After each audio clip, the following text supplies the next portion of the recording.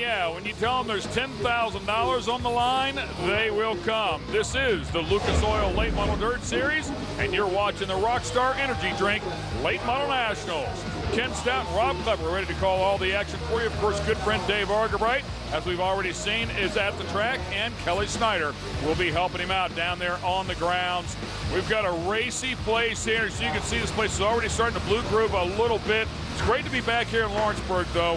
1 year ago, we were dodging raindrops. Yeah, absolutely. A very fast racetrack last year, and tonight will be very fast as well, and the stands are packed. The only late model race that this track will see all season long.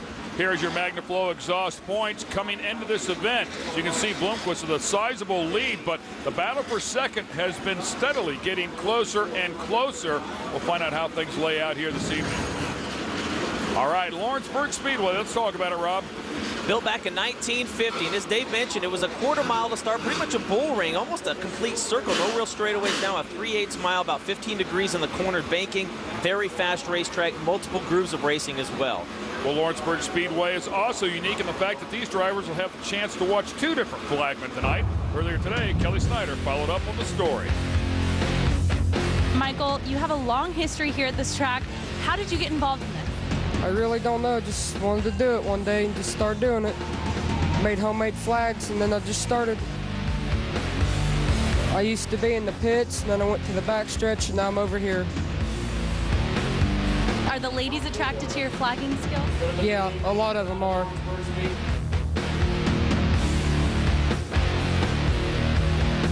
A big tradition and a big part of the Speedway is Michael McMillan right here. No, Rob, you cannot be a flagman. It's not easy. I mean, those guys make it look easy, but it sure is not. Michael does a good job here each and every week. He's definitely a big part of it. The fans love him as well. So it's great to have him out here. All right, let's show you some highlights from heat racing. Right off the bat, these guys got after it.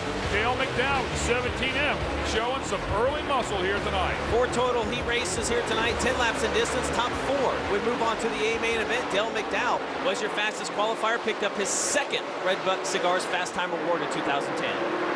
Some big names inside of this first heat race here, including Ray Cook, also Scott James back in the pile. So the guys scrapping, trying to get up to the front, only 10 laps to get it done. When the checkered flag flew, it was Dale McDowell who led him across the stripe.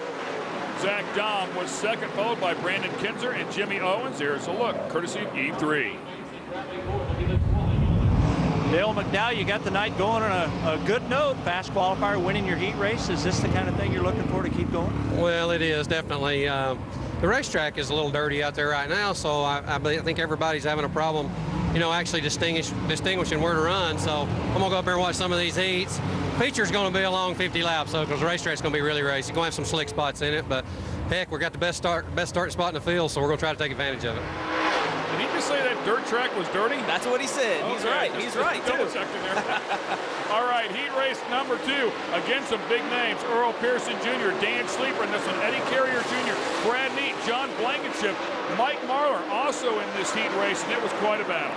Yeah, Tyler Reddick, the young kid from California, kind of checking out on the field, but a 3-car battle for second and third. There is Carrier in the 28. Earl Pearson Jr. going top shelf on Dan Sleeper. How about that?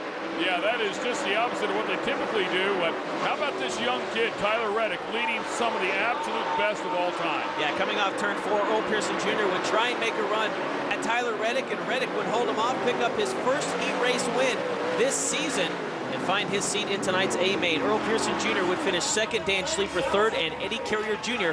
rounded out your top 4. Tyler Reddick, your first win this season for the Lucas Oil Late Model Dirt Series. What about this track is so fast for you? Well, it just depends on getting that. I mean, you got to have everything right. You got to get your good hot lap. Once you get good in the hot laps, you'll set you up for time trials, and that'll set you up in your heat race, and that's what just all fell into place tonight. All right, let's go to heat race number 3. More time, 10 laps, top 4 trying to get in here. Berkey, the defending race champion inside of this particular heat. Yeah, another star-studded affair. You see Eric Wells chasing Rookie of the Year honors. There is Berkey in the 15, trying to get by Chris Wall, the Intimigator, out of Holden, Louisiana. It would be trouble, though, for Wall. He would come to a stop, currently leading Rookie of the Year points this year. Justin Ratliff, Wayne Chen inside this one as well. And again, we see racing the top shelf and the bottom shelf. Eisenberg comes across the stripe first. Tim Eisenberg, winner of heat race number 3. Now, being a young rookie out here with these guys, it's a big learning curve. Nights like this when you run well, how much does it help your confidence? Oh, it helps your confidence a ton to run good like this, you know, but we're expecting ourselves to run good sometimes. I mean, I got a lot of help from Jimmy and Chris Mars, and, you know, Jimmy's won a lot of these races, so, you know, we're just getting a chance to show it finally. We were starting to wonder with Tyler Reddick and Tim Eisenberg winning their heat races if that trend would continue, but Don O'Neill, Scott Bloomquist, Steve Casebolt, Matt Miller, talk about the who's who all in this one. Yeah, you see Casebolt there in the C9, Matt Miller in the 7, working that low part of the racetrack. Shane Clanton almost looping it out there in turn number 4. The 08 World 100 winner would lose a couple spots there, but again, a great racetrack here, multi-groove. And there's a look at the 71 car and the real deal. Don O'Neill first across the stripe in heat race number 4. It was his 12th heat race win of the season, followed by Scott Bloomquist, of course, our points leader. Then Steve Casebolt and Matt Miller rounded out the top 4. Don O'Neill, we're here in your home state. All of the fans out there are yelling for you. Does that put pressure on you, or does it make you feel more at home? No, actually, it's really nice just to be at home. You know, you get to go back and sleep in our own bed tonight. So it's really nice, you know, to have all the fans out, and I really enjoy being here. You had a great run in Batesville. Coming into tonight, are you looking to take home that win? Well, I don't know about a great run in Batesville. We did till about halfway, and then we wound up like 18th or something. So, but, you know, hopefully we can rebound tonight. Well, Don O'Neill looking for some more points in the ApplianceZone.com sponsorship contest and looking for a win here tonight. Well, another guy that's in the hunt for a win is Dale McDowell, and Dave Argerbright is down with him. And Dave, you know, a real solid competitor here out of this particular individual, but he has been searching hard for that first Lucas Oil Late Model Dirt Series win. Will tonight be the magic? Dale McDowell is in the midst of another strong year here with the Lucas Oil Late Model Dirt Series, but they've kept him out of victory lane. He's been on the podium several times, but needs to get that first win. He's still looking for it. He's in a great starting spot tonight. Dale, you're on the pole. You've talked in recent weeks about your program really coming together. What do you need to do here tonight to close the deal and get in victory lane? Well, obviously, it's a tire gamble a little bit. I think some guys are back through there on different tire compounds, and they watered the top of the racetrack. So when they watered the top of the racetrack there, the top groove, I don't know, we won't know what it's done, but, you know, to that groove until we get going here. So maybe things will go our way. You know, we're in a good spot, so I can't complain about the spot, and maybe we can capitalize on it and stay up front on it. Dale McDowell, indeed, going to be one of the cars to watch. And now let's hear from my colleague in the pit area tonight, Kelly Snyder. The number 11 tee of Tyler Reddick may be a 14-year-old high school freshman, but this student has definitely learned that consistency is the key in this series. Tyler's made several A-mains in this series this year and had his first win here tonight. Tyler, you have a great starting position on the inside of row number 2. What are you going to do to hold off these guys that are going to be coming for you up in the front? Well, I'm just going to last till the end of this race. We're just going to see what we can do. We got hard tires on, so we'll be there at the end, but all it counts is just staying up here and waiting to be in range for the end of the race, so it just all depends on that.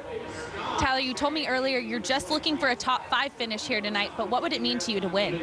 It would be huge to win. My family's here, my grandparents and my great uncle and aunt, and it would be great to win here tonight. I got a lot of family here, but I mean, top 5 would also be huge. The best we've done so far is 9th, but I'm looking we can get 5.